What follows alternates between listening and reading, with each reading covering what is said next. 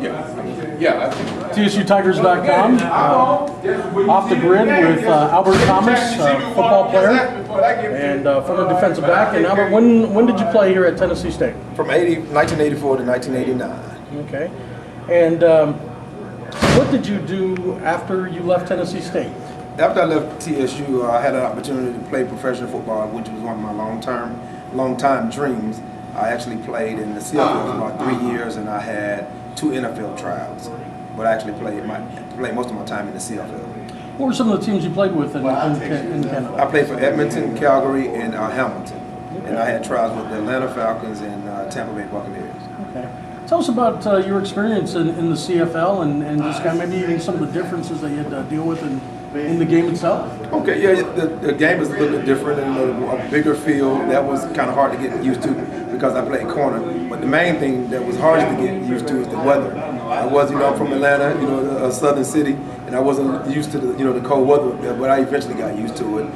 Here at TSU in Atlanta, when I played ball, we drunk Gatorade at halftime. In the CFL, you drunk hot chocolate at halftime. Yeah, it was the cold weather was really the biggest thing to get used to. Okay. Mm-hmm. And what was your experience like, even living, in Canada? I know it's just our neighbors to the north, but just maybe even some of the differences, the cultural differences, going from Atlanta to Nashville to many of the different cities in Canada. Okay.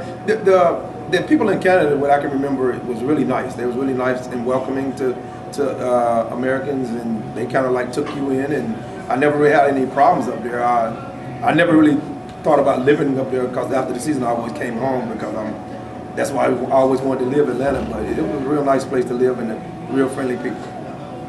Yeah. And now, obviously, what did you study at TSU? What did you get your degree? My degree is in criminal justice. Criminal justice. In criminal justice, yes.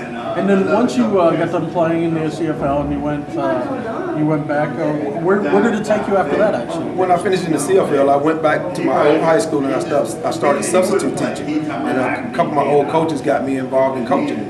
And I figured I'd do it, for a couple of years and give back. But as of next week, I'll be there 20 years. And after I got started, supply teaching and stuff, I actually began to take some education courses. And the first couple of years, I was working in the PEC program. And the last 10 years, I've actually been the registrar at my old high school. Yeah. And again, you said you've gotten into some of the coaching. What are some of the different sports you've coached? I've actually coached football, girls and boys basketball, and track and field. I currently only coach girls basketball and golf. And how much of the coaching of golf helped you in today's little golf scramble here from Tennessee State? Oh, it helped me tremendously because I've only been playing the game about a year and a half, and actually the kids actually teach me some things about the game that I didn't know, and I just hate I waited till I got 46 to start trying to play golf. And what's but I enjoy it. And what's it like, actually, like you said, giving back and coaching, and you said you've been a part of the school system for 20 years. What's it been like to work with the youth, for the last 20 years? It's really gratifying. I mean, especially, I never thought I would like coaching girls. Actually, when I was younger, I knew I couldn't coach girls because I was really, I was one of those wild coaches. But, as I've matured, I've, been able to, pull it back a little bit and be a little bit more in control in the things I say and how I act, during the sporting events. But it's really gratifying because I can actually, see myself in some of the young kids that I work with every day and how I was when I was growing up in their age. Well, you mentioned that you were back at the high school you came from, obviously being down in Atlanta, and the question is how did you find out about Tennessee State? How did the whole recruitment process of getting you to be a TSU Tiger come about? Okay. Well, Craig Gillum, he's my position coach at TSU. He was the defensive coordinator. He's the guy that actually recruited me.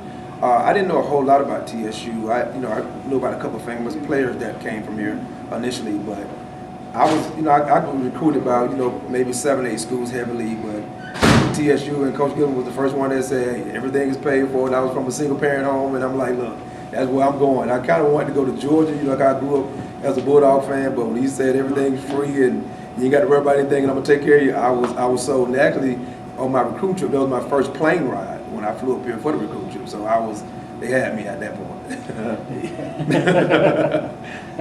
Now, obviously, you talk about them going through the recruiting process. How much of Tennessee State did you know of before you even started recruiting? Did you know much of TSU at the time? No, I didn't. No, honestly, I didn't. Like I said, I knew a couple of famous players, Claude Humphrey, Mike Hegman, and a couple others, Richard Dent, because he's an Atlanta native. But about the program, I really didn't know a whole lot about it. Okay. Yeah. And, talk a little bit about that time that you were here, being a part of Tennessee State for 4 years as well as part of the football program. It's an experience that sometimes I think, I wake up with my aches and pains and my joints. I'll be like, I don't know if I do that again. But it really was a gratifying experience and a rewarding experience. Our old coach, Bill Thomas, I remember him telling us in the meetings that, some of y'all gonna find y'all wives here at TSU. And I actually found my wife here at TSU. She's a Nashville native, and we've been married about 6 years. And we dated for about 3 years here at TSU. But my experience here, I got everything I wanted out of TSU. I got my degree. I got an opportunity to play the game I loved. I got an opportunity to play, professional football. And again, I found my wife here. So I got everything that I came to TSU for. Now, obviously, you talk about meeting your wife here, but what other type of relationships did you find at TSU? Maybe with some of your other teammates, other friends there, and how often are you able to stay in touch with some of the people you went to school with or played with? Okay, I met Stacy Greer. Well, no, actually, me and Stacy from the same city, and we didn't even know each other till we got here. We did, I think I'd heard of him, and maybe he had heard of me, but we really didn't get to know each other until we got here. Zachary Lewis. I got a couple friends that I really stay in touch with, and they the ones that kind of pulled me into this golf thing. And there's some others I stay in touch with periodically, but I come to Nashville often because, again, my wife is from here and her grandmother is still here, so we come up here often, and I come to homecoming almost every year. So now one of your former teammates, Ron Reed, is now the head football coach at Tennessee State University. How does that make you feel that one of your teammates actually is now running the program? And was it one of these proud moments, or did you kind of chuckle a little bit like, No, it was actually a proud moment. If any one of the people that came in with us could have did it, Rod was the person to do it.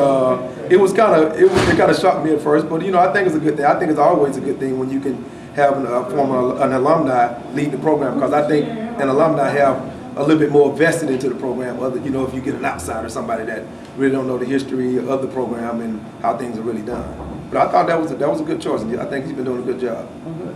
How often do you get an opportunity to come back to Tennessee State, or even to Nashville, or even to TSU? And obviously we do go down and play. We have played in the past down in Atlanta at the Georgia Dome. But how many opportunities do you get to maybe even come and watch a football game, or just come back to Nashville?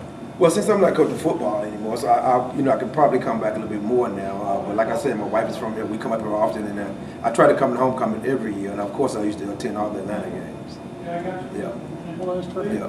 Well, before we let you get out of here, of course, we always have the one question we always ask. It's what is your fondest moment or greatest memory of your time at Tennessee State University? Besides actually obtaining my degree, it was probably the year we went to the second round of the Division I AA playoff, and even though we lost to Nevada Reno out in Reno, it was it was a very gratifying situation to see how far we had. The program was good, and we had some up and downs when we was here, but it felt really good to reach that point. We think we could have won that game, but despite some things some things that happened the way it should have happened, but that was probably one of the most gratifying moments outside of getting my degree. Well, terrific. Howard, we definitely appreciate your time and sitting down with us, and wish you the best of luck. Thank you for making us proud to be a part of Tennessee State University. All right, thank you. All right.